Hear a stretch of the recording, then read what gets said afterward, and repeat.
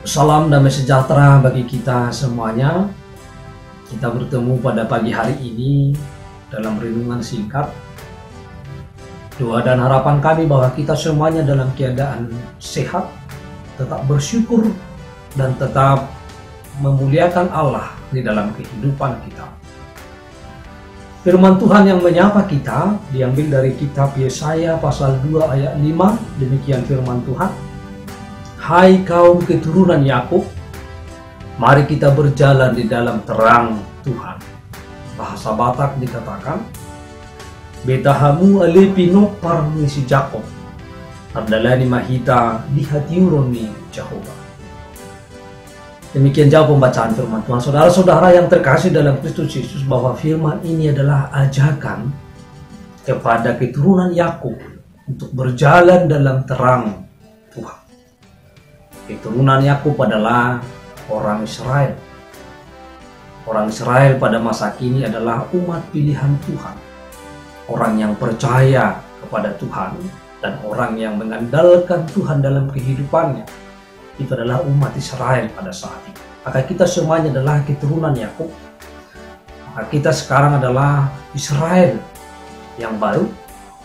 Israel sebagai umat pilihan Tuhan. Di dalam firman ini kita melihat bahwa Tuhan mengajak seluruh umat, seluruh keturunan Yakub untuk berjalan dalam terang Tuhan melalui Nabi Yesaya. Tentu bahwa untuk berjalan di dalam terang Tuhan ini adalah merupakan pilihan kita. Ada terang dan ada gelap. Mau di mana kita berjalan, bahwa itu adalah merupakan pilihan kita setiap orang.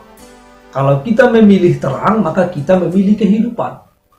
Tetapi kalau kita memilih gelap, maka kita akan memperoleh kebinasaan. Saudara-saudara yang terkasih, bahwa tergantung bagaimana pilihan kita. Kalau kita memilih berjalan dalam gelap, maka itu akan mendatangkan kebinasaan, mendatangkan kematian, mendatangkan hukuman yang kekal bagi kita.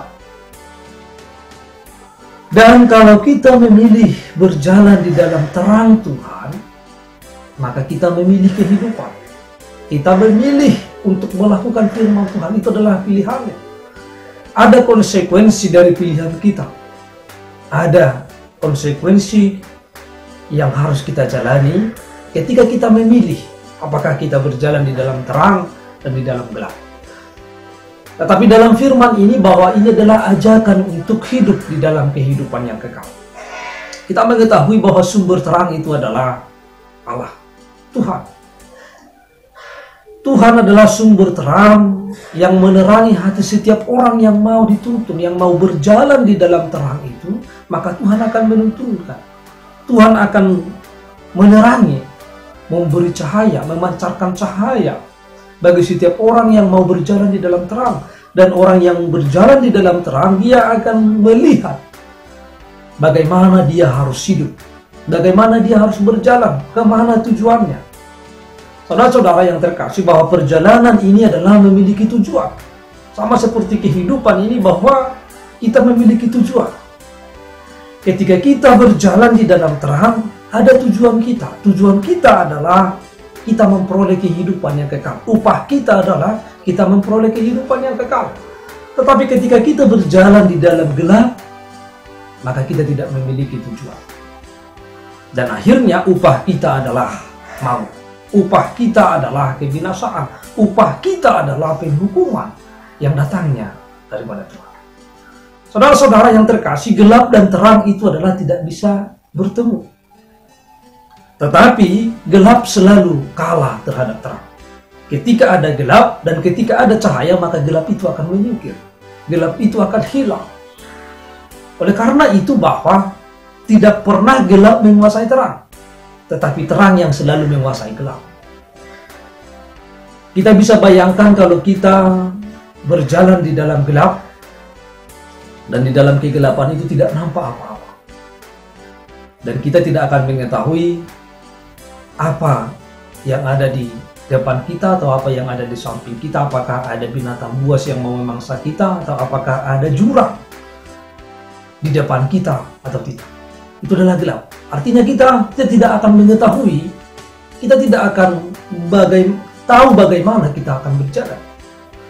Karena tidak ada terang, karena tidak ada cahaya, karena tidak ada yang membimbing. Tetapi berjalan di dalam terang Kristus, bahwa semuanya terang. Namanya terang, semuanya kelihatan.